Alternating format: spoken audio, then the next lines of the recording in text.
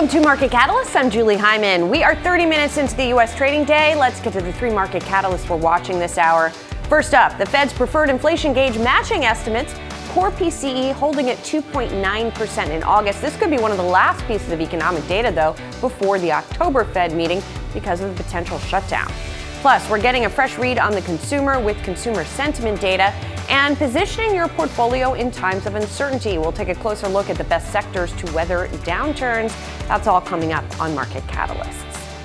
Well, taking a look at the major averages here, we do see a bounce today in the major averages. We did get that PCE data this morning. On the one hand, came in line with estimates, the inflation data that is. However, it's still well above the Fed's target. On the flip side, we saw consumer spending that held up and income that held up quite well. So all of that right now equaling gains for stocks. The Dow in particular up by about 380 points. You also throw in some new tariffs that President Trump is talking about are going to affect on August 1st.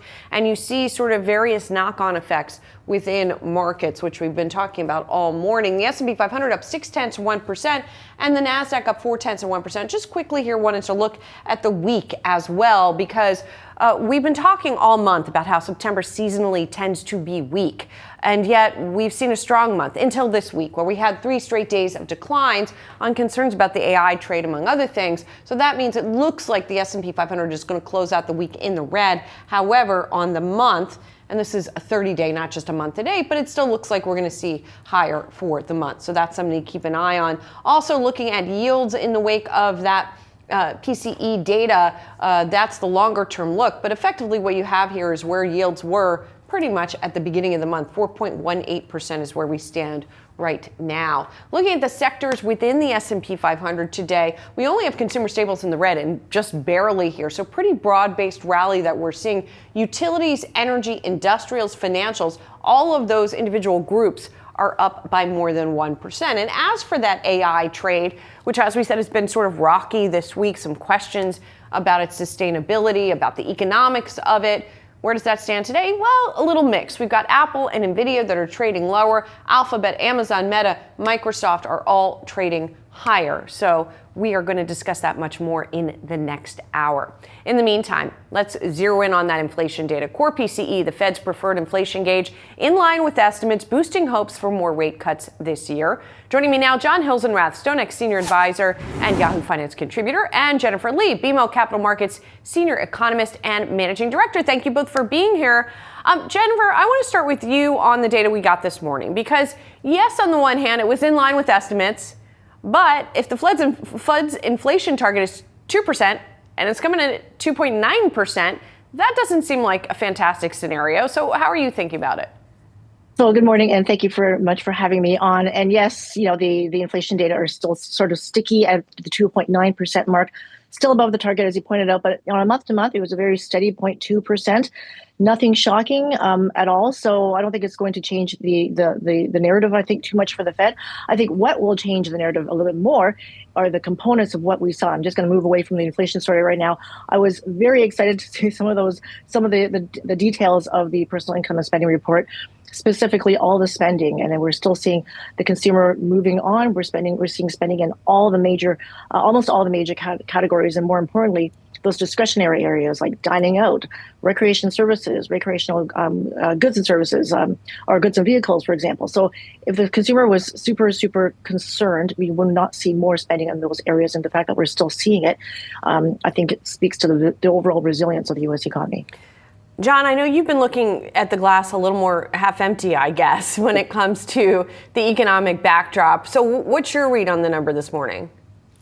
Well, what certainly the consumer has proven to be surprisingly resilient. And I say surprising because the job growth data have slowed down significantly over the last few months, and sentiment has deteriorated over the last few months. So you would think if job growth expectations are deteriorating and sentiment expectations are deteriorating, then consumers would slow spending. But, we always see this. Consumer spending is one of the most resilient characteristics of the economy. I'll tell you what jumped out at me this morning is that this is the point that you made. Inflation is sticky. The Fed has talked about the idea that, well, tariffs are causing a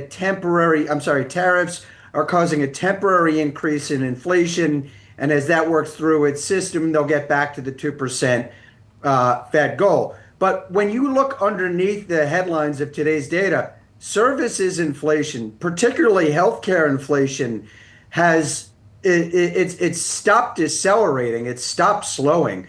I'm seeing stickiness there. And Michigan consumer sentiment data just came out as we spoke. We're seeing some pressure on long-term inflation expectations from households. When I put all of this together, I'm asking, is the Fed really going to be able to carry out all of the interest rate cuts that it penciled in just a few weeks ago when inflation is sticky and consumer spending is hanging in there? I have my doubts about whether they're going to deliver all the interest rate cuts that they've penciled in. And I want to bring up, we just got University of Michigan sentiment, so I just want to mention that here. It did come in a little bit lower than estimates at 55.1 for September. This is the overall number, but to your point, John, inflation expectations within this report, 4.7% for 1 year, 3.7% for 5 to 10 year. How does this, Jen, I want to ask you about this because people are still really concerned about inflation and they think that it's going to be really sticky as well. That's right. So that's the Fed's dilemma. I mean, you're dealing with the actual numbers on the ground, which is what you're seeing from the BLS, what they're putting out for the inflation report. But at the same time, we have to be concerned about what the consumers are thinking about in terms of inflation expectations, and that could eventually feed into the actual inflation data. And if we think that inflation is going to start ratcheting higher over the next few months or so, then there is that possibility that the Fed's not going to be able, as John pointed out, to be cutting so quickly. For us at BMO, we've been penciling in after that last week's rate cut. We still have 5 more rate cuts penciled in, a couple more this year for October and for December, but we expect for them to sort of slow things down to see what the data on the ground are saying, taking it on a meeting by meeting basis, be totally data dependent, and all that usual central bank chit chat. But those are the words that are quite needed right now in terms of Fed policy. So we think that again, 2 more rate cuts this year, and then to slow things down over the course of next year, maybe 3 more cuts, again, depending on how things play out, especially on the tariff front.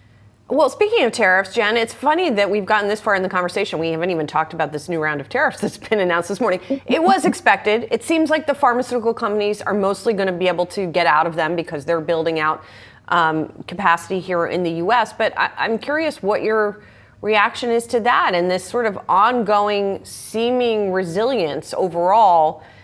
I mean, these tariffs are not nothing, right? They're not low either when you talk about things like 50% on kitchen cabinets. Why is it not worse news?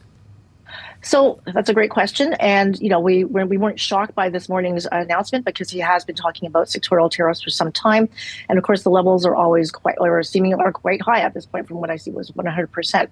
But I think this goes back to the inflation story. Why are we not seeing the tariffs spilling over to the inflation reports? And I think there's a few reasons. Number one, I think a lot of the imports that we have brought in earlier in the year wasn't not reflecting these high tariffs just yet. And the fact that we've had these pauses, these temporary breaks in the action until we get some sort of another deal sorted out has also helped keep inflation low, which is why we're not seeing it showing up in the broader market just yet. And I'm thinking about the 90-day pause right now with Mexico, which is coming to an end, I believe, at the end of next month. And of course, the 90-day or / 180-day pause with China, which we have until November 10th. That's been helping keep prices more modest. But again, this is what's going to happen. This is what I'm waiting for. What happens when the pauses come to an end? If we have an agreement or if we not, then we're going to start seeing things playing out on the inflation front. So I think it's still early. It's still quite early, which is weird to say because we're almost in October at this point. Right. Well, that's what the Fed has been saying as well. They're waiting to see what the effect of all of this is going to be. I do want to switch gears finally and ask about something else that could affect not just the economy, but the economic data. And I'm talking about the government shutdown, which is looking likely to happen. John, you've covered these before and the effect that they have had on data. I mean, does this mean we might not get a jobs report, we might not get CPI? And if we don't get that data, how's the Fed going to make its next decision if it doesn't have all of the information it needs? Well, yeah. So the first risk is that there's some delay in the release of jobs data next week, which would be, immediately after the shutdown is announced, and it certainly does complicate matters for the Fed in terms of impact on the broader economy. These shutdowns tend to just be kind of drops of water in an ocean, but it complicates the decision-making process. It's one reason why I think in the near term there's some inertia to the Fed. And by near term, I mean there's a meeting. The Fed has another meeting late in October. The instinct is going to be to stick to the plan for October and go ahead with another rate cut. But I'm seeing some risk about the outlook for a December rate cut if the economic growth proves to be as resilient as the latest data suggests it is, if inflation proves to be as sticky as the latest data proves that it is, then maybe the Fed doesn't get in that last rate cut in December. But in the near term, the Fed is going to have an incentive to just kind of stick to its plan. They don't have a lot of data points to get in before they meet again. And just quickly on this, Jen, how concerned should we be about the economic impact of a shutdown? Usually it's temporary, it kind of bounces back. Is that what we're looking for? Or does it change the calculus because the administration is planning on making some number of these cuts permanent? Yeah, I totally agree with what John just laid out. It's like drops of water. And again, everything, of course, depends on how long this is going to last for. By the way, I just want to say in terms of the data, yes, it's going to sort of mess us up in terms of data analysis. But this is why we should never be looking at one particular report like the BLS. And we're going to start leaning on more of the private sector reports like the ADP, just to get an overall picture of how the labor market is panning out. But, again, and the fact that, there's this threat now of permanent firings now, or as opposed to just furloughs, that will also weaken the labor market even further. And of course, now we've got this whole H-1B visa issue at play. This is all a lot of factors coming in that's going to really, play a lot of havoc, I think, on the labor market data. John, Jen, thank you so much. Have a great weekend. Thank you. We've got much more markets action coming up. Stay tuned. You're watching Market Catalysts.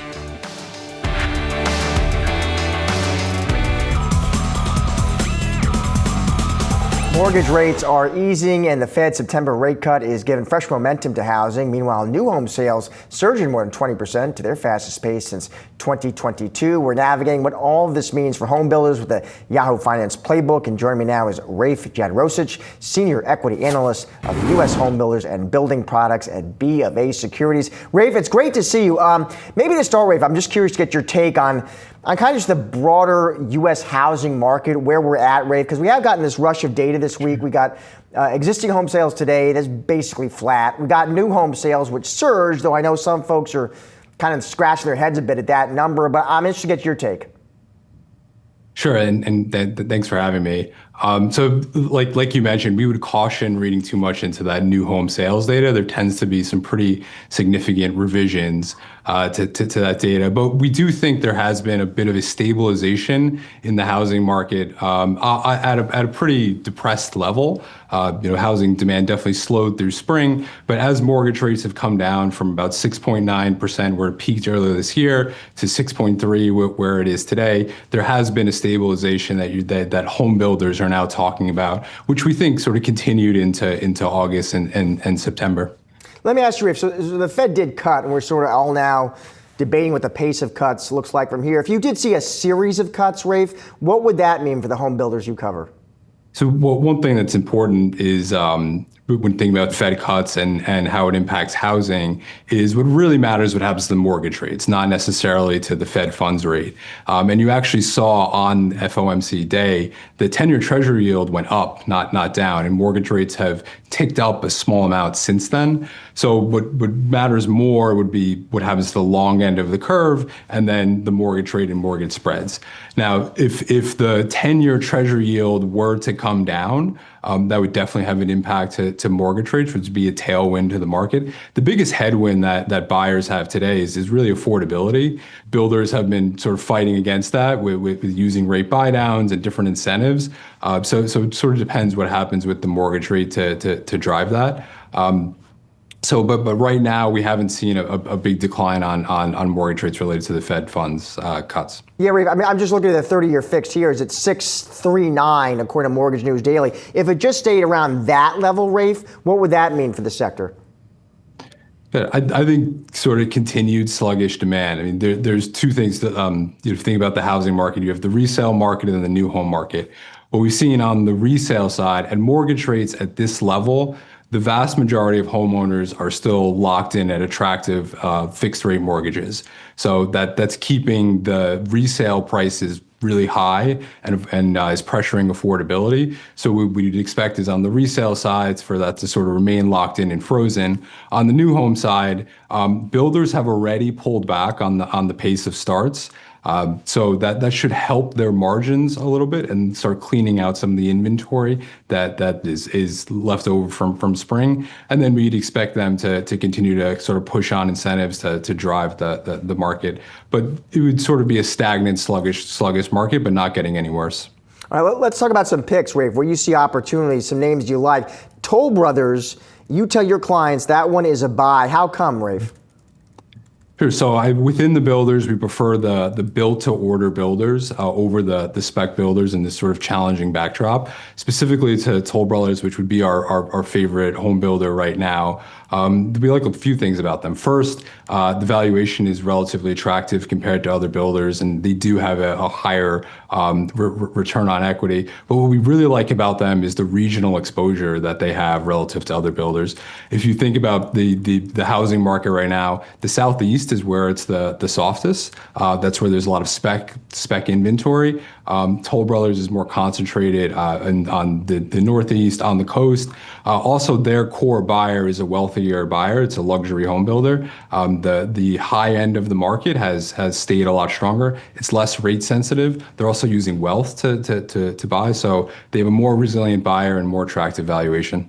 Rafe, how about Pulte and NVR? Are those also buys? Yes, both of them are also predominantly built-to-order builders.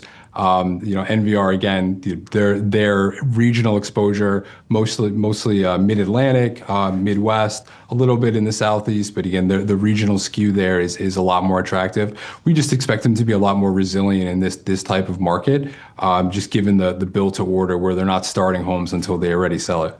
And finally, Rafe, Lennar and D.R. Horton, why are those neutrals? Sure. So we're a little bit more cautious on the spec side of the market, just given the level of incentives that it takes to sell homes right now. Also, especially with Lennar, you're more concentrated in the Southeast where the inventory is more elevated. Data storage technology and services company Pure Storage is working to give businesses greater control of their AI initiatives. Yahoo Finance's Josh Lipton spoke to Pure Storage CEO Charlie DiCarlo about that platform. You made a lot of news, Charlie. Let's walk through that news and those announcements. And I guess if I was an investor, Charlie, I'd be thinking, all right, so how does what Charlie announced, how does this news help him get more business with those hyperscalers? How does it help him move deeper into the AI workloads? Walk us through it, Charlie. Absolutely. Thanks for having us, Josh. Really appreciate it. Yeah, we announced a lot today, and in particular, really clarifying the competitive advantage that we have in the market, but most importantly, describing how AI really changes the way that organizations need to think about their global data and how they use it and how they're able to get access to it. Largely, enterprise data is kept in silos, really hard to access, unique storage environments that are tied to specific applications. It's not at all like the cloud. Instead of it being universally available, instead of it being operating like a cloud, it operates like individual computers or individual application stacks. What we've introduced is the ability of all that data to be networked, the same way that when we as consumers we store our services, our files in the cloud. We can share it with our friends. We can share it with our loved ones. That's not really true of enterprise data. We're making that now possible in the enterprise, allowing them not only to share their data much more easily, to be able to leverage it for applications like AI, but also to lock it down from a cybersecurity standpoint, to allow the organizations to set policies for how their data should be secured and for how it should be stored, so that now they can have software govern it rather than individual hands-on keyboards. You know, Charlie, I was talking to tech analyst Patrick Moorhead today, and you know Patrick, and Very well. he was saying, you know, I wonder how this news, I wonder how Charlie's announcements, how it changes the competitive landscape for Charlie. I wonder how it helps him kind of pull ahead of rivals like Dell, like NetApp. How do you answer that, Charlie?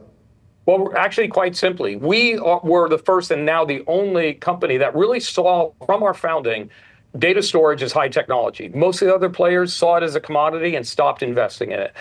Today, as of today, not only do we invest the most as a percentage of sales in our innovation engine, that is our R&D, but frankly, we spend as much, if not more, than any other player in the market. And so that is allowing us to accelerate, if you will, our competitive advantage and continue to bring value to our customers, which is, at the end of the day, the most important thing. What about the competition, Charlie, from the private companies, from Vast Data, from DDN? What kind of competitive threat does that pose? You know, frankly, they were competing and are competing in an area that we did not focus on, which is the very large-scale AI environments that traditionally had been the province, if you will, of scientists, and they competed on benchmarks, whereas we had focused mostly on enterprise. Given that AI came about, we said, okay, what are the assets that we can use while staying true to our pure values, which are single operating environment, consistency, high reliability, and frankly, non-obsolescence of our product. And can we do that at the kind of performance levels that you need for 50,000 GPUs, for 100,000 GPUs? And we took our metadata engine, which is the most powerful metadata engine in the world, and we created a new product with it called FlashBlade Exa. It is consistent with the rest of our product line. It's upgradable from our other parts of our product line non-disruptively. And now our benchmarks are on the order of 5x higher than anybody else in the market. So, we're not worried about the small competitors. We're really focused on doing what we need to do to make our customers happy. You know, Charlie, you look at your stock this year, it has enjoyed a strong run. And you talk to analysts, they'll chalk that up to ARR growth, Charlie. They also, of course, mentioned that deal with Meta, which investors are excited about. How do you see that deal kind of evolving from here, Charlie? Well, we're making a great progress with the hyperscalers. Meta was one for sure, but we're making progress in many others. And what we're doing with them is we're also bringing them the power of flash for the bulk of their storage technologies. They use everything from hard disks to SSDs, and we bring them a more consistent, more cost-effective environment.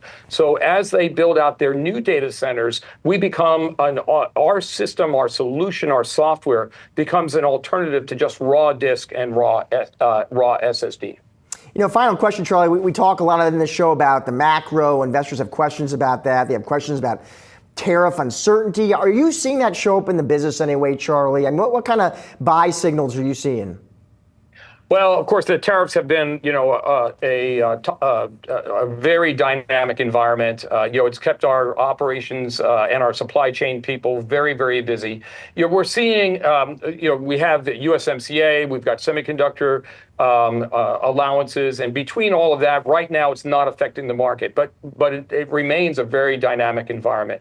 We do everything we can to eliminate those types of macro situations from our customers.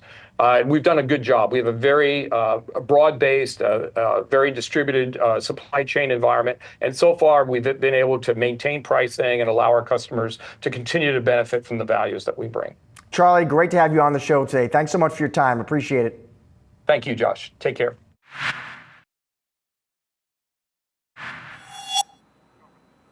Welcome back to Yahoo Finance. I'm Brooke DeMama. We're live at the NASDAQ here in Times Square. Let's turn now to some of today's top analyst calls on Wall Street. That includes Microsoft, Pernod Ricard, and Riot Platforms. Microsoft stopped Microsoft stock seeing a slight pop this morning after a Morgan Stanley analyst raised his price target to $625, up from $582, naming it a top pick. The analyst said it is confident in the company's ability to shed investors' concerns around its evolving relationship with OpenAI, durability of its Azure growth, and health of its productivity apps, given agentic computing. He's also confident that the company will provide a broadening set of growth drivers in the coming year. Plus, Pernod Ricard stock under pressure this morning. That's after Bank of America downgraded the spirits company to neutral from buy. The analyst there said top-line recovery is taking longer than expected, while Pernod Ricard also faces more margin headwinds than its peers this year. All this as he says the spirits outlook remains difficult, especially here in the U.S. And last ticker, we have Riot Platforms. The Bitcoin miner was upgraded by both Citi and JP Morgan. Citi upgraded its rating from buy from neutral, while JP Morgan also upgraded it from overweight from neutral as well. That stock, though, falling today after it's had quite the run this month. It's up about 20%. Now it's down about 1%, but there are still 19 buys on the street, 0 holds, and 0 sells. It also has an average price target of $20.53. Right now, the stock is about $16.55. Keep it right here on Yahoo Finance. We'll be tracking all the latest market moves throughout the session.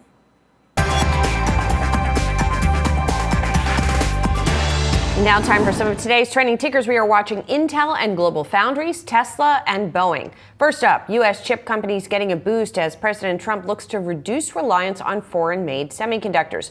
Global Foundries, the top gainer in the NASDAQ, and Intel just behind it on a report that the Trump administration is considering a new plan that would mandate chip companies to manufacture the same number of semiconductors in the U.S. as they import from overseas producers. All of this according to the Wall Street Journal. Any companies that do not maintain a 1-to-1 ratio would have to pay a tariff. But again, this is just a plan. We'll see if it goes into effect.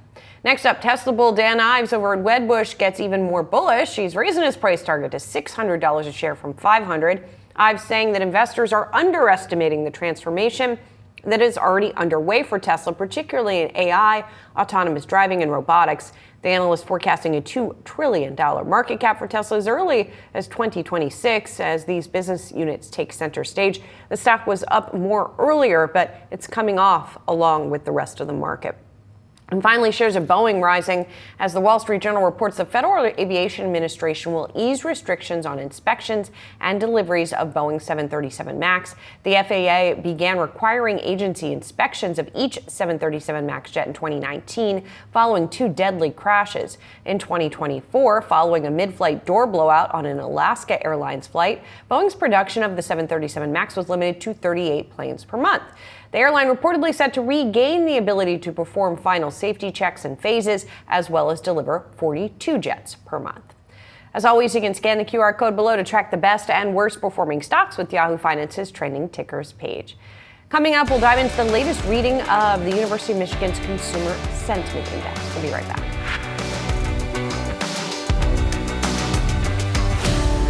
Consumer sentiment edged lower in September. The University of Michigan's index coming in at 55.1, down from 58.2 in August.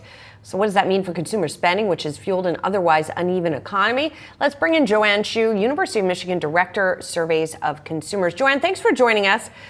Indeed, you had the weakening here in the index. At the same time, we were just talking about personal spending. Personal spending actually ticked up in August. We're talking about the sentiment for September. Nonetheless, how do you sort of explain the disconnect that we've continued to see between sentiment and spending? What's really important to understand is that consumer spending isn't generated evenly throughout the U.S. population. The vast majority of consumer spending is being generated by those with high incomes and high wealth. And indeed, when we look at sentiment trends this month, those with large stock holdings who are being supported by strong stock values, their sentiment held steady, whereas other consumers saw a decline.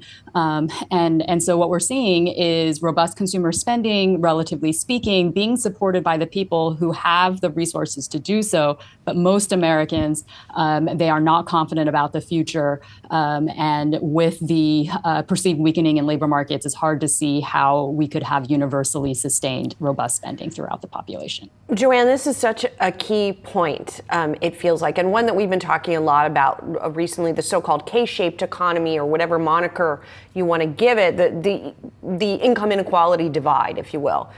When you look at your readings and that sentiment gap, what does the gap look like? Can you quantify it? And has it worsened over time? Does it remain pretty much the same? How has that developed? We've always seen a bit of a gap in which higher income, higher wealth consumers have more favorable views of the economy than lower income, lower wealth consumers. And that's not much of a surprise. Interestingly, over the course of 2025, these groups all kind of converged in April and May when tariff rhetoric really hit its peak and the extremely high tariffs were announced in April. Since then, during that time, consumers across the board had braced for heavy impact from those policies. And given that the pass-through to consumer prices has been relatively slow, and a lot of these tariffs have been rolled back, we're now seeing an improvement in sentiment over the course of the last few months for high-income, high-wealth people, whereas for those at the bottom of the distribution, their sentiment is pretty much as low as it was in April. And Joanne, what about the other big divide that we talk a lot about in the U.S., and that's the political divide? I know that you all have tracked sentiment by political party for a while here. What kind of developments are we seeing there? That's right. So we've been seeing partisan divides in sentiment dating back to at least the Reagan administration. So this isn't really anything new. But what's really unique about the current situation is that the partisan divide is very much being driven by differences in views on how federal policies are going to impact the economy. Broadly speaking, Republicans are expecting the current policies to eventually lead to some growth in the economy, whereas Democrats are really worried it's going to lead to higher unemployment and worsening business conditions and so forth. Interestingly, one thing that all people do agree on, whether or not you disagree on the long run, is that in the short run, it's going to make inflation worse. So consumers are broadly across the political spectrum expecting more inflation than they were earlier this year. They are not convinced that we are out of the woods in terms of the path of inflation worsening. Well, and let's talk again about the relationship between sentiment and what actually ended up happening in the inflation case, right? Because we do talk about inflation expectations as an important input for inflation, because if you expect prices are going to go up, maybe you're more willing to pay those higher prices because you think they're going to be happening. So talk to me about that relationship and whether how much of a predictor that kind of indicator is. Historically speaking, we worry that inflation expectations could become a self-fulfilling prophecy. Not only are you more willing or trying to front load your purchases to avoid future price increases, but you might try to help your family weather those price increases by finding a higher paying job or negotiating a pay raise. So that is one of the things that's very unique about the current period relative to a few years ago or previous periods, that consumers are feeling very not confident about their income. Unemployment expectations are twice as bad as they were a year ago, and income expectations have been pretty sour all year long. So even if consumers wanted to avoid future price increases or wanted to try to find a higher paying job, they don't feel like they can do so. So they just don't have the support of strong incomes that they did in 2022, 2023 to spend through their negative views of the economy as well as their expectations for higher inflation. Joanne, thanks so much for joining us. We appreciate it. My pleasure. Much more markets action coming up. Stay tuned. You're watching Market Catalyst.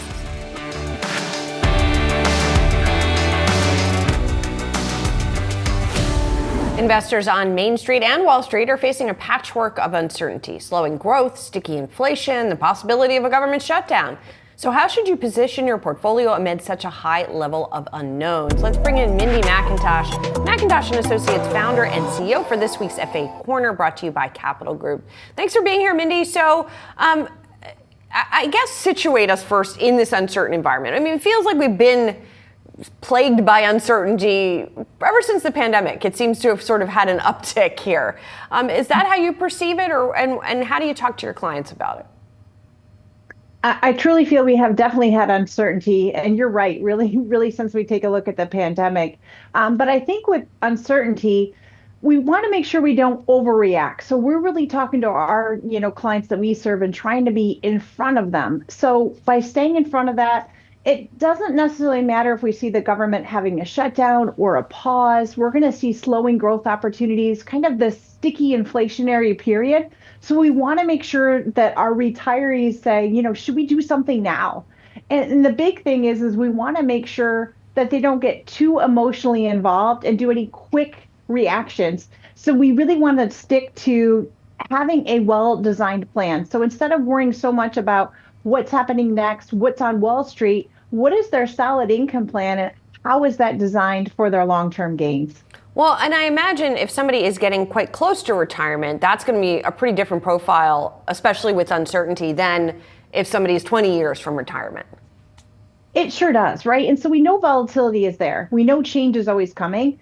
But really what we want to take a look at is if you only have 2 years to retirement or you're already retired, we need to be much more conservative than folks that are in their 20s, 30s, and 40s, because, usually when we see this volatility, it doesn't really affect a long-term type of returns. It's going to be kind of a quick, short, historic rebound. And then we see the uncertainty clear. For retirees, if they're more focused on securing more income, fine. But in the short term, we really can take a look at even these younger clientele having a great buying opportunity during these times of market fluctuations. Mindy, I'm curious, we mentioned the government shutdown. I'm just curious, and this is a stab in the dark, do you have any clients that are government employees or who might be affected by the shutdown? Maybe they're not going to be getting checks for a few weeks.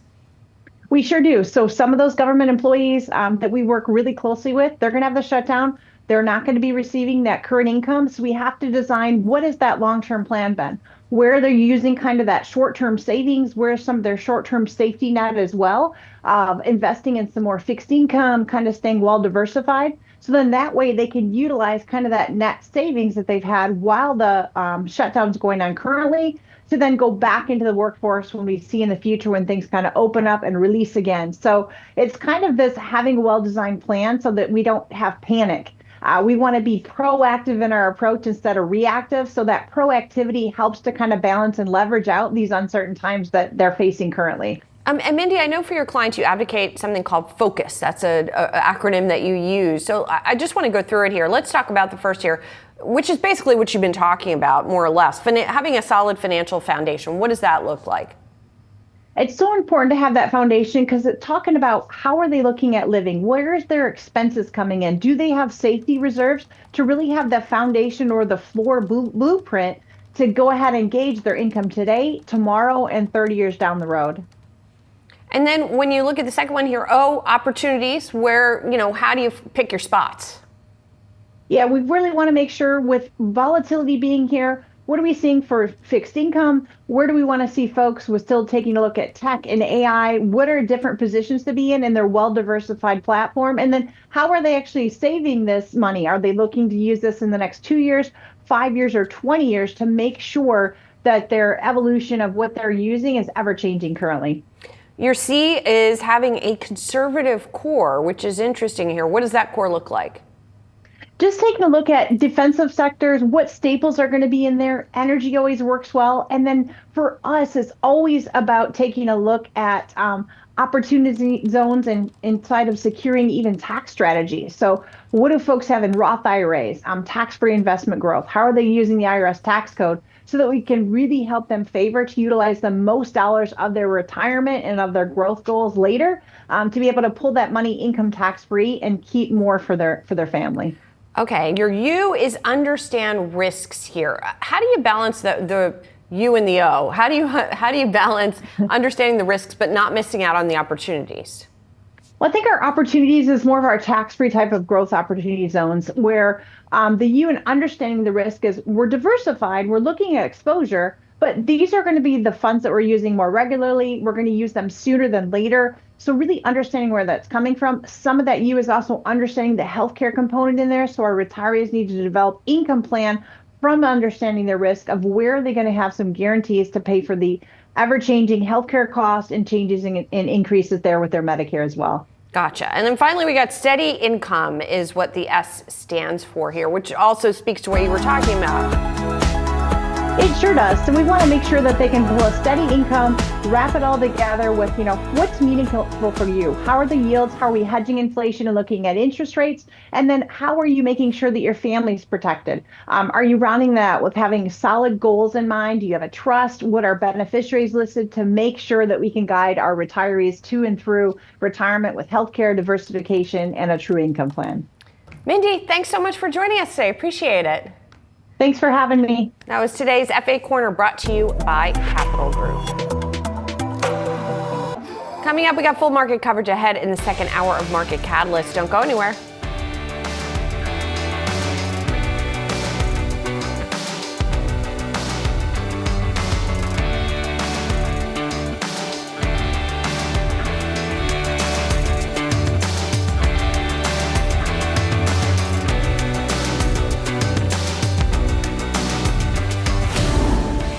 Coming up this hour on Market Catalyst. First up, how to play the tech sector, what investors need to know about navigating AI bubble concerns. Plus, what happens if the government actually shuts down? We've got everything you need to know about what will close and what will still be available. And the media playbook, how to navigate the sector as the shift to streaming continues. 90 minutes into the start of U.S. trading, I'm Julie Hyman. Let's get a check at the markets now. We have seen things take a turn downward from where they were earlier. The Nasdaq is now in the red after starting out the day in the green, off about 0.25%. The S&P and the Dow are still holding on to their gains, but well off where they were when we kicked off the session here today. So we'll see how this plays out over the course of trading on this Friday. Tech stocks in particular on track for their first down week in 4, with Oracle, Amazon, and Meta all down 4% or more in the last 5 days as investors consider broadening beyond frothy AI plays. Concerns that AI revenue will continue to lag massive infrastructure spending weighing on the AI hype. Joining me now, John Belton, Gabelli Funds portfolio manager. John, it's good to see you. So there has been this narrative that keeps rearing its head, especially as we get bigger and bigger numbers coming in terms of the infrastructure spending, and questions persisting about the revenue that is being generated by all of this. So as somebody who invests in this sector, are you concerned? Well, thanks for having me, Julie. I would say, the investments are going towards many different applications of AI. And I think you have to disaggregate or delineate between those different applications. So on one end, you just touched on Meta. Meta is investing in AI to support, by and large, their core advertising business, and it is working. They're growing mid-20s or so at scale, taking meaningful market share. That's very high margin revenue. That's coming as a result of AI investments, of AI infrastructure. So I think there are certain use cases like digital advertising, like cloud computing or public cloud, where AI is already being monetized at scale. I think some of the newer generative AI use cases are more speculative, but today, among the mega cap tech companies, that generative AI spend is still probably a minority of the CapEx. Okay, so even if that I was talking generalizations, just to get a little bit more specific here. Let's talk about OpenAI for a moment, since you're talking about generative AI. So the company, it looks like, according to one estimate, it's going to take in about $13 billion in revenue this year. But the spending that it is doing, not just this year, but over the next several years, on Oracle alone, for example, is going to be $60 billion annually. So how do you close that gap? So OpenAI, I think, is a special situation here. And I think that is what is starting to spook the market a little bit. To kind of refresh the numbers you just laid out, I think OpenAI is currently generating an annualized revenue run rate of about $13 billion. That's up from about $5 billion at the beginning of the year, and they expect that to be exiting the year at about 20. So this is a company that's growing at a pretty extraordinary clip. And if you extrapolate out that kind of growth, just to be fair, supporting $60 billion of annualized CapEx doesn't seem like a crazy aspiration. I mean, they have to continue to grow at that type of clip, which is going to be the hard part. But I do think, to take a step back to my first point, OpenAI's investment plans are what seem to be spooking the markets. I think initially there was this euphoria. The OpenAI spend that showed up in Oracle's massive backlog gave the market a lot of excitement. I think then people slowed their roll a little bit, have become a little bit more apprehensive. And then you had Sam Altman out this week talking about $1 trillion of AI infrastructure projects down the pipe. We don't know the timing on that, but I guess that's a long-winded way of saying if OpenAI can continue to grow at the clip they're currently growing at, the market shouldn't be concerned about that infrastructure spend specifically, but OpenAI is definitely separate from a lot of the other infrastructure spend that's out there. Gotcha. Fair enough. So it sounds like you don't have the bubble concerns then that have been expressed by some in the market? Well, I don't think so. I think there's two types of bubbles, right? There's valuation bubbles and then there's earnings bubbles. Two types of bubbles in public stock markets. And I think what we had in the .com era was a mix of both. There was vastly overvalued companies on earning streams that never materialized. I think what we have today, speaking more so to the large cap tech companies, it's very hard to argue that there's a valuation bubble right now. I think valuations, so long as the earnings estimates can be realized, valuations are not the problem. So are we in a bubble right now? I think that's a very nuanced response. I feel good about where valuations are. I'm paying much more attention to earnings expectations. And the ironic thing about a lot of what's recently been announced is these are CapEx plans that will support earnings growth for the AI infrastructure arms dealers like NVIDIA, like the public cloud players for the foreseeable future. So I don't think we're going to learn the answer to that anytime soon. And I think it's going to be very case by case depending on the company, et cetera. So hard to say. I'm definitely watching very closely this CapEx, the trajectory of this CapEx and the monetization on this CapEx. But as things stand today, I feel reasonably comfortable against a market backdrop where there's increasing concern. And John, as you've been emphasizing throughout this conversation, you have to pick your spots. You can't sort of apply one lens to all of this. So who do you think are going to be the winners out of all of this? Well, it's so early, so I think we sort of... Well, you got to put your money there, though, right? So what do you do? I like investing across the AI stack. I like picking a couple chip companies, a couple data center operators, a couple infrastructure players or industrials, data center industrials, and then I like picking a couple application plays. And I think if we think across all those layers of the stack, I think it's become easier to identify who the winners are going to be at the chip layer. And so I continue to like NVIDIA and Broadcom there. At the data center infrastructure layer, I think Oracle has become a really interesting play. And I continue to like that stock. I think the application layer is where it's much earlier. And I think if we rewind back to the .com bubble again, the application winners on the internet, it took decades before those became apparent. So I'm still kind of slow playing things there. I have a couple plays in enterprise software that I think are decent, like ServiceNow as an example, but more interested in playing at the kind of lower infrastructure and chip layers today.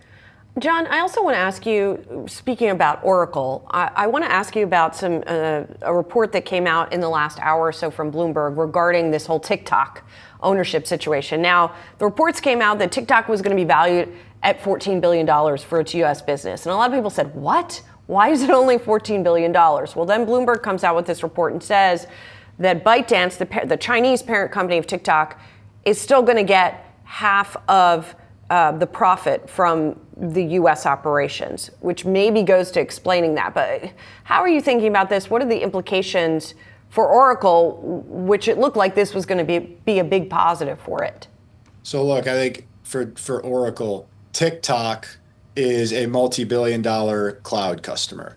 I think securing the relationship between Oracle and TikTok is the first and most important thing for Oracle's business, is to secure that cloud partnership, secure those cloud revenues. And I think that has been achieved. In terms of any sort of upside that may or may not come from an equity stake in ByteDance US or TikTok or whatever it's going to be called, I don't think the market was ever really underwriting anything there. So I think it's honestly kind of irrelevant. how that plays out.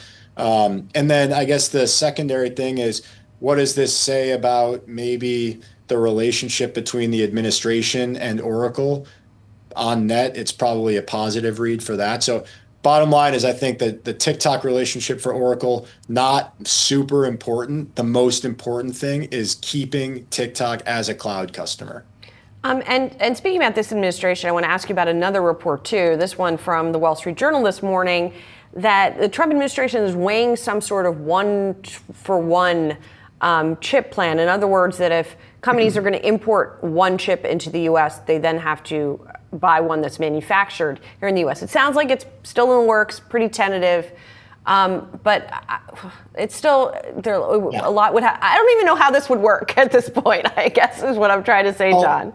I mean, to some extent, it's not really a surprise, right? I think what the last announcement suggested was, it was just too big of a loophole for companies. If the administration really wants to onshore or reshore the manufacturing of semiconductors, saying that a company can just deploy any amount of dollars to the US and get a full exemption on that tariff, that was going to be unrealistic. So I think the administration seems to be trying to figure out some sort of fair way to, over time, reshore semiconductor manufacturing. I think this is going to be very hard to implement. I think it's probably going to be implemented over many years. I think, if anything, it probably is a net positive for some of the companies that already have U.S. fabs. So Taiwan Semi, Micron would be another example, and maybe Intel, although that stock is sort of more of a special situation. But so I think it still seems early in how that's going to play out. I personally think it's just going to take a really long time to implement it. I'm not really overreacting to these headlines. Fair enough. John, thank you so much. We covered a lot. I appreciate it. Thanks for having me. Take care. We got much more markets action coming up. Stay tuned. You're watching Market Catalysts. While markets have seen a recent pullback from records, the optimism for a year-end rally is hanging on as the 7,000 level for the S&P 500 is still in reach. But how are derivatives markets digesting the remainder of 2025? Simpler Trading VP of Options, Danielle Shea, joins us now for a closer look at the options playbook, sponsored by Tasty Trade. Danielle, it's good to see you. We know late September, Danielle, historically tends to be a kind of weak period for the stock market, but I am interested in what you're seeing in the options markets. How do you want to be positioned here, Danielle? Well, what we're seeing in the options market is that every single time the market pulls back even slightly, we have buyers coming in. We have retail traders coming in, we have call buyers coming in, and that's why we haven't seen a bigger downwards move. So as of this time, even though we're getting a little bit of weakness over the course of the past couple days, the put-call ratio is spiking right back down as call buyers come in. Is it too late to hedge, Danielle? I mean, when you look at the VIX, it's been kind of trending up here. I don't think that it's too late to hedge. I mean, there's still downside possibility here. If you look at the NASDAQ and the QQQs on the daily chart, we've just had a slight pullback into the 21 EMA. So, typically you can get a deeper pullback into the 34 EMA or the 50 SMA. So, if you wanted to add a hedge on here at those levels, that would be down to about 575 in the QQQ. I think that you can. I just think that overall, if you would have been hedged over the course of the last several months, it wouldn't have worked out very many times, right? So you have to take that into account. Let's say, Daniel, we do see a year-end rally here. You say if we stick with the Mag 7 names and specifically Tesla, why and what would be the trade there? So when you're looking at the Mag 7, you just definitely want to focus on relative strength. And specifically with Tesla, we finally had a big breakout move. We have a pattern on the weekly chart that has finally broken out, right? And so for that reason, we're just sitting right below those previous all-time highs. So I'm continuing to trade that momentum to the upside. Obviously today it's down a little bit, but now that momentum is here, I'm targeting the return to the previous high and then the $500 strike, which I think is possible if we can continue on with this upward momentum. What about another here name, Roblox? I see that in my notes. What's the trade there, Danielle? So when you're looking at Roblox, this is a great relative strength name with a bullish trend. You could sell put credit spreads in this name because it has pulled back into support, and you could also buy long calls on it, buy the stock, or buy some bullish butterflies. So if you look at this name, we have about a $30 expected move into the end of the year. So that would bring us up into a new all-time high. You could retest that previous level. That would be what I call the easy target. And then after that, onwards and upwards into blue sky territory. Any other trades, Danielle, that would be on your radar before I let you go? Right now, I'm looking at Microsoft and Meta as well. These stocks typically start doing well 2 to 3 weeks before earnings starts. So we're right around that time frame. And I think that as we get into the beginning of October, as earnings becomes more in the news cycle, people are going to look at buying these stocks down at the 50 simple on the daily chart. And I think we're going to see them rallying going into earnings. All right, Danielle, thank you for your time today. Appreciate it. Thank you.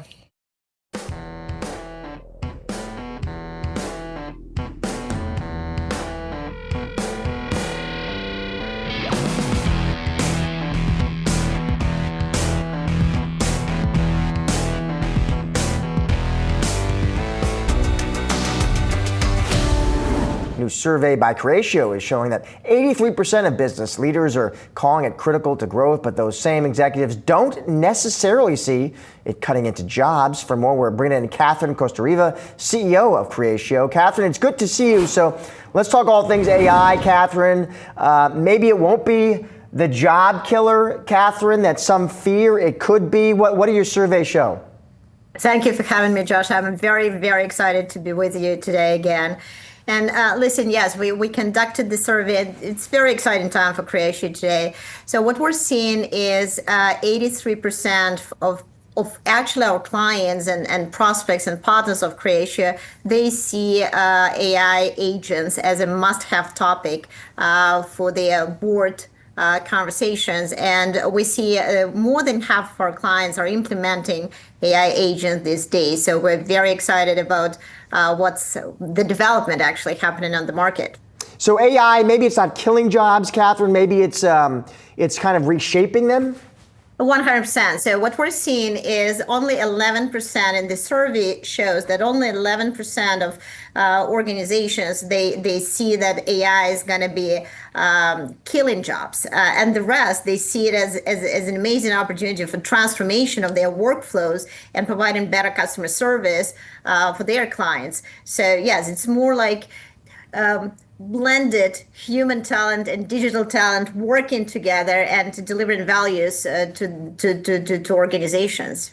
What did executives have to say, Catherine, about maybe the challenges of integrating AI into their businesses? What did they flag?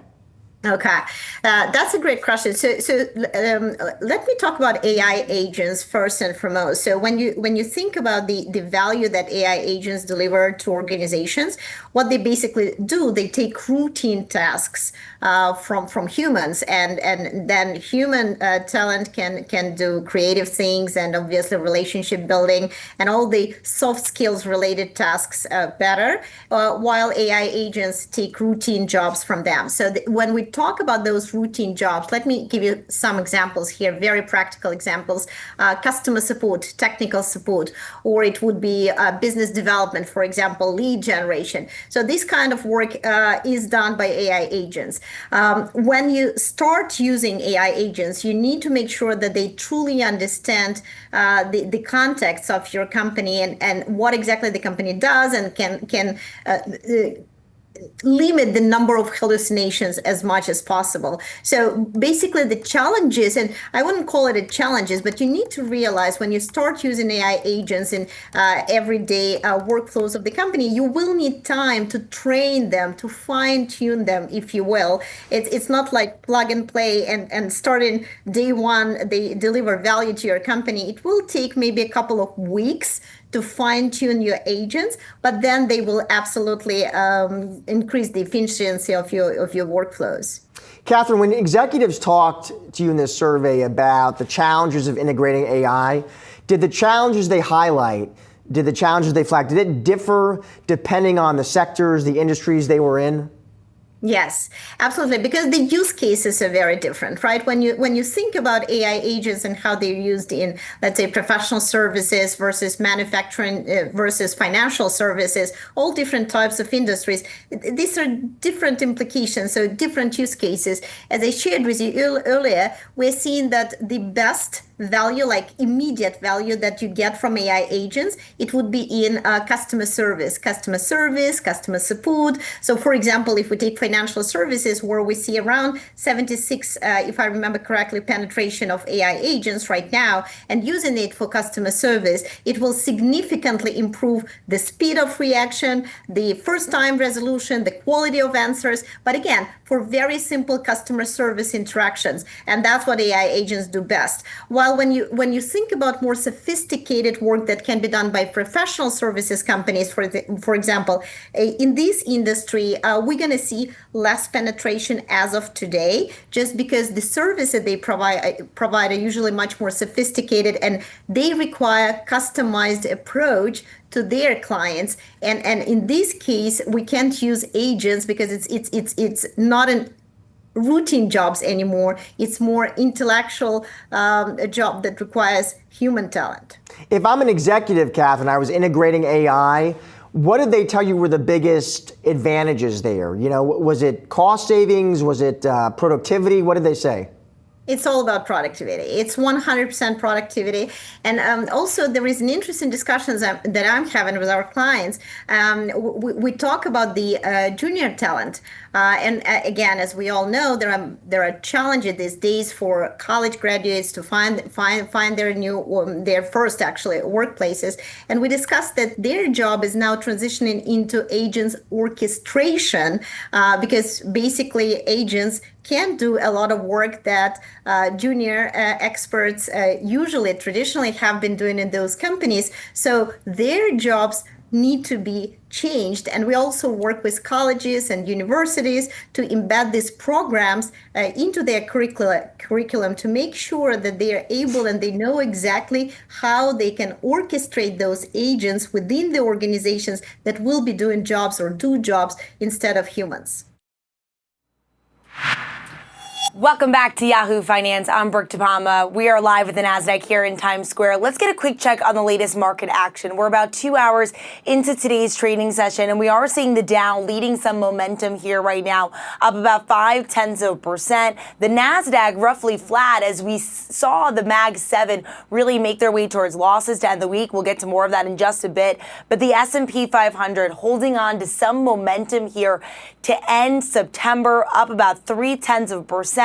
And if you take a look over the past 5 days, the S&P 500 has quite the ride, quite a roller coaster here. We started out the week with more firms, including Goldman Sachs, raising their price targets for what the S&P 500 could reach at year end.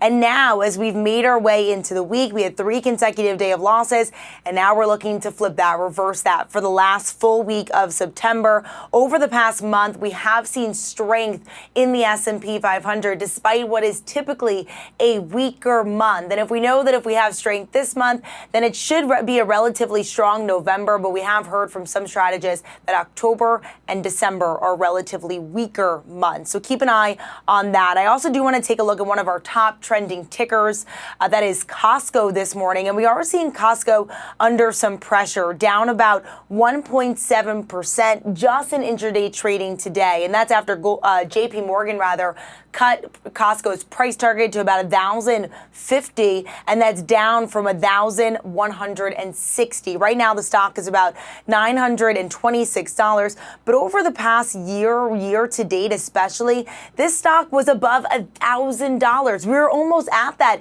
new price target from JP Morgan, and now it just has not been able to really maintain those highs that we've seen in the past, especially in this environment where even though it topped analyst expectations, both the top and bottom line after its report, consumers continue to seek it out for value perception. We just aren't seeing the same return that we have seen in years past.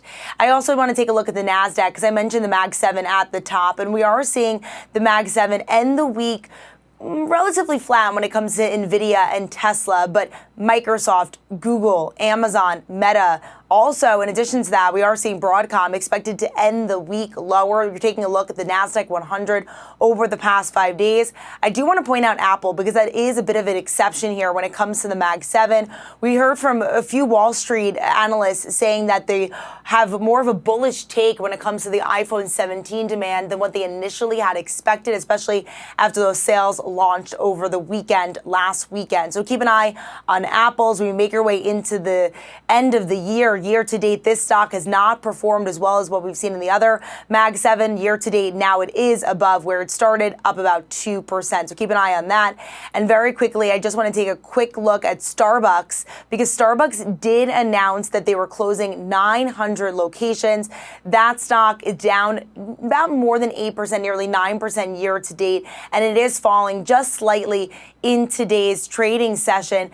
We're hearing on social media from employees, from customers saying that they woke up to find that their local Starbucks will be closing down as soon as tomorrow, but it definitely will be closed by September 29th, year end of their fiscal year. And so keep a look on that as well. But keep it right here on Yahoo Finance. We'll be tracking all the latest market moves throughout today's trading session. International equities have outperformed U.S. stocks year to date, but analysts are suggesting that trend could shift going forward. As we head into the fourth quarter, here with more on whether the Sell America trade could become the Buy America trade is Yahoo Finance's own Allie Canal. Hi, Allie.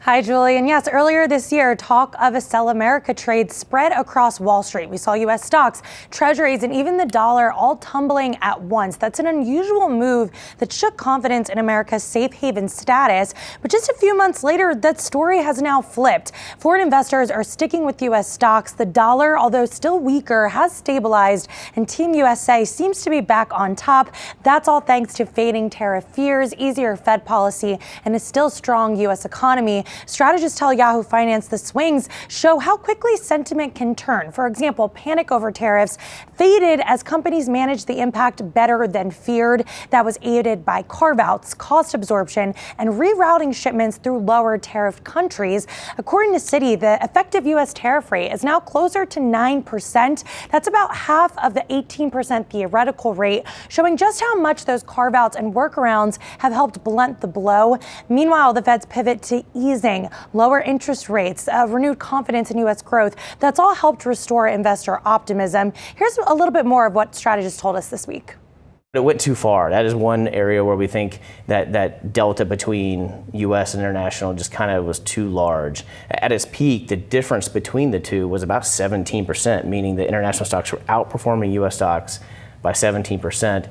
So we took the bet that was going to collapse. And that trade has been working out. International stocks are still outperforming on an absolute basis, but since April, you've seen that collapse to about 10%, the difference between the two. So we think that's probably going to continue. But overall, I think our main thesis is global diversification is really key. You know, we can see that the US is doing well. We continue to believe the risk assets will continue to perform fairly well over the next 12 months. So you want to have some exposure to both domestic, some to international.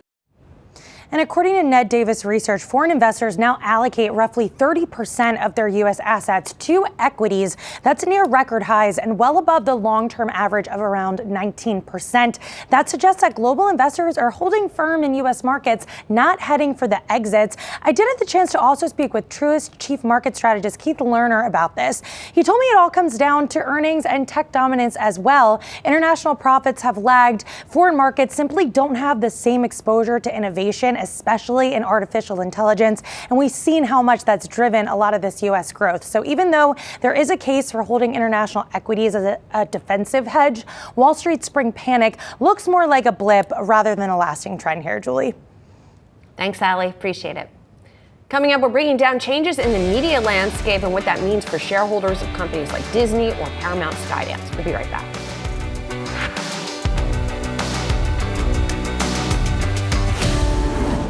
Jimmy Kimmel Live is back on ABC, but broadcast network owners Sinclair and Nexstar have both refused to air the show on their ABC affiliate networks.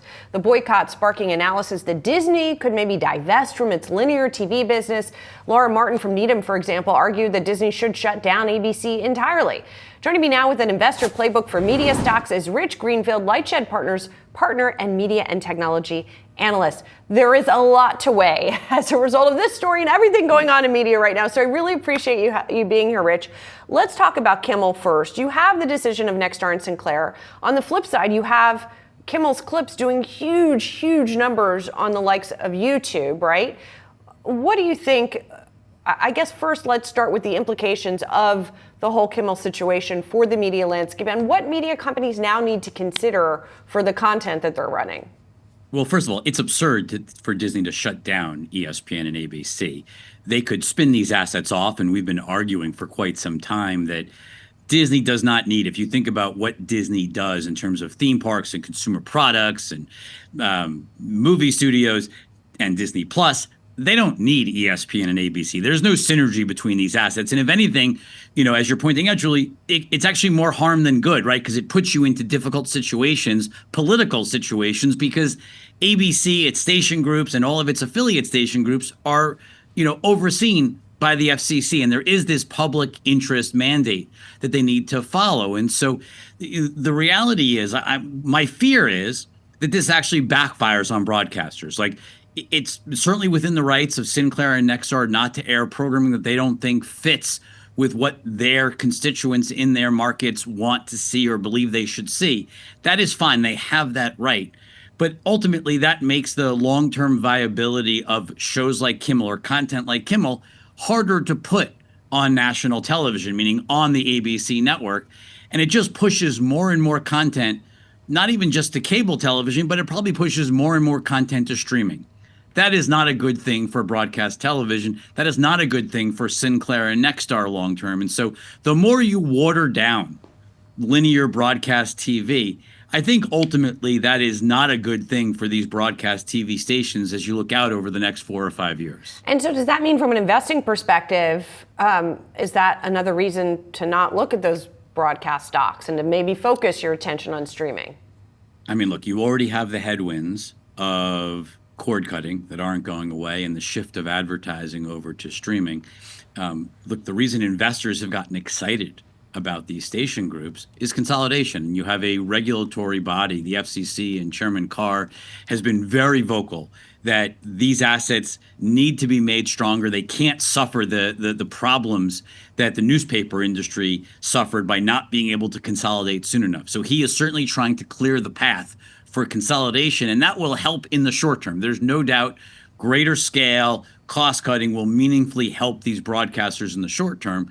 But look, long term, viewership is moving away from linear TV. Sports, is the only thing really keeping linear TV alive at this point. It is not local news. I'm sorry for all those newscasters. It is sports, and it's specifically the NFL. And the more the NFL shifts content off of linear television, broadcast TV, to cable and streaming, that is the ultimate long-term problem facing broadcasters. They've already lost Thursday Night Football to Amazon. If they were to lose anything else, whether it be Sunday night or Sunday afternoon to streaming, that would be a huge problem for the broadcast television industry. And my guess is over the next 3 or 4 years, you start to see those fears become reality. So we talk about consolidation within that business, but we also have to talk about consolidation more broadly in media, right? And I want to bring up with you a comment that came from John Landgraf, the head of FX Networks. He sort of coined the phrase peak TV, right? Back in, 2017 or something. And he said at a conference this week that it is inevitable that more media companies combine. He said, quote, "We have an industry that from a structural standpoint requires some consolidation. We can't have as many streaming services, certainly not global streaming services. And some of the great legacy majors in the United States don't really have enough scale." I think this is something that people in the industry and who watch the industry sort of take as a given. But the question is, Hulu's gone, right? Like so, Hulu won't exist in a year. So what is going to this just all be a going to part look of like? Disney Plus.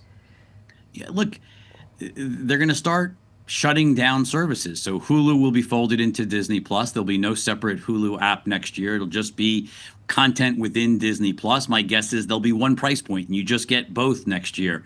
I think Disney's raising price this week to sort of facilitate that integration next year.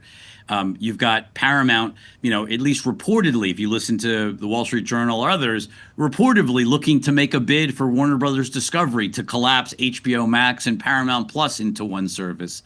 Can Peacock even exist in a world of those giants and what happens? Look, consolidation there'll always be niche players. Whether, you've got things like Stars and Shudder. I mean, there's lots of smaller streaming services out there. There's a faith-based one, Wonder Project, actually launching in a couple of weeks. Like, there are plenty of streaming services that will have niche audiences. But if you're talking about large scale, like the quote unquote winners, Julie, my guess is there's going to be 3 of them.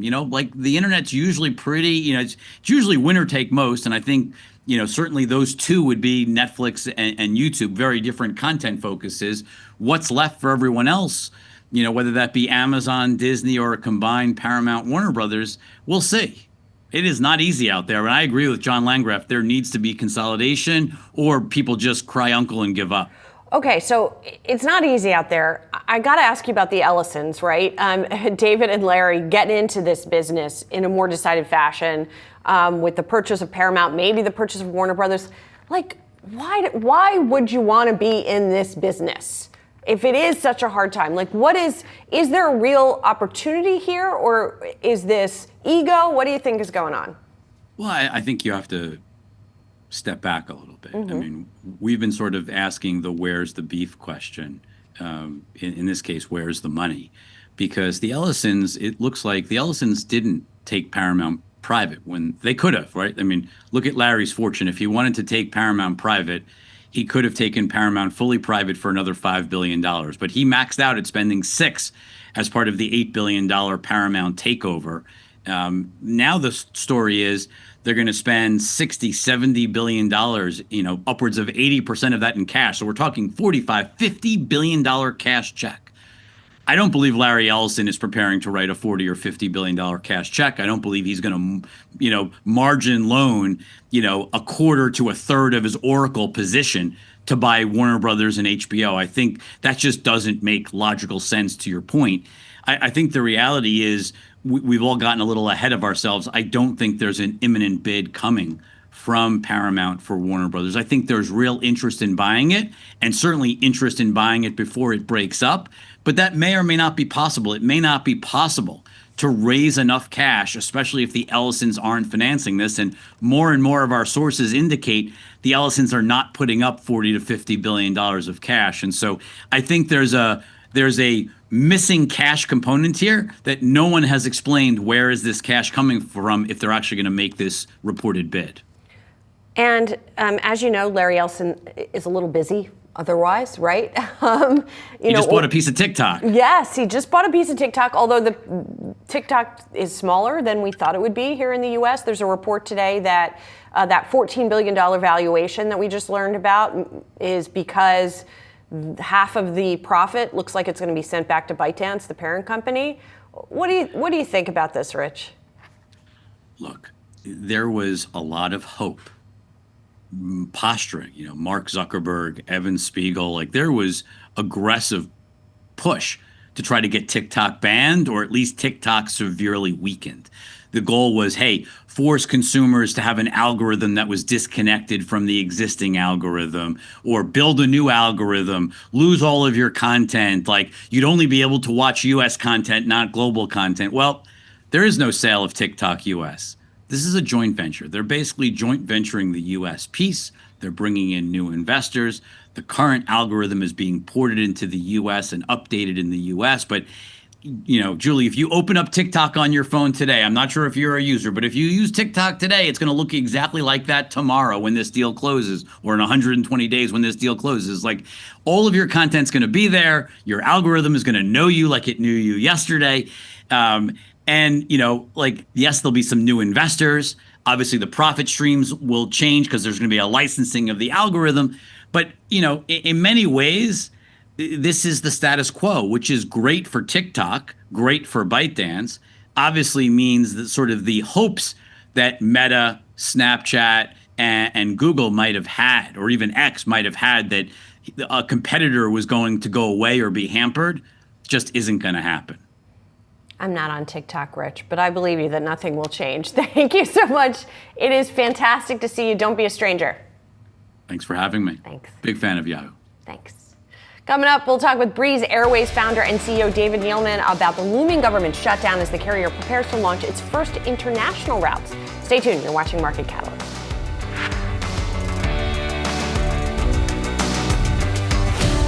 A partial government shutdown is just days away as lawmakers continue to debate a spending agreement. So we're taking a closer look at what a shutdown means for you and your money.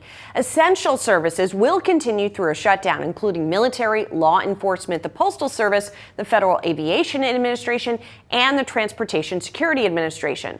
But those workers will not be receiving paychecks. During past shutdowns, some TSA checkpoints were closed, and travelers faced longer lines when agents didn't show up for shifts. Non-essential services like national parks will close. In the past, some parks were kept open with state help, but with fewer visitor services, leading to reports of damages and trash pileups.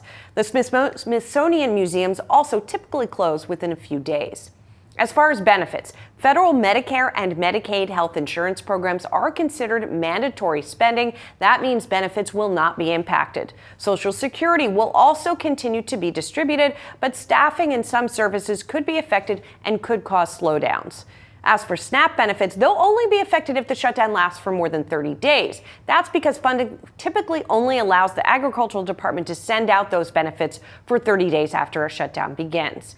And when it comes to the market, stocks are typically pretty indifferent to shutdowns, with the S&P 500 rising more often than falling in the past. But it could have an impact on economic data, delaying key releases like the jobs report and CPI report. Well, Breeze Airways has joined the ranks of low-cost airlines 4 years ago, and it serves more than 60 U.S. cities and 30 states. It's going to add international routes starting in January, but the more immediate concern is how the airline and its customers would be affected by a government shutdown. Joining me now, David Neeleman, Breeze Airways founder and CEO. David, it's great to see you. You're an airline veteran, so you've been through some of these situations before. How does it typically play out? How do you prepare for it? I think it's going to be business as usual. Good thing it's not a really peak travel time of year.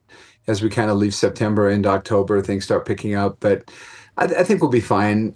Yeah, it's really a TSA checkpoint issue, and our checkpoints, we fly to lower capacity airports. So, and usually it lasts a week or no longer. So we're hoping it passes quickly.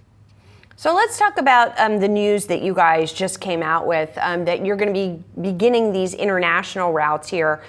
January 10th, you're going to go to Cancun, and so sort of opening up these Caribbean routes. What led you to that decision, and were you seeing that customers wanted this kind of service? Absolutely.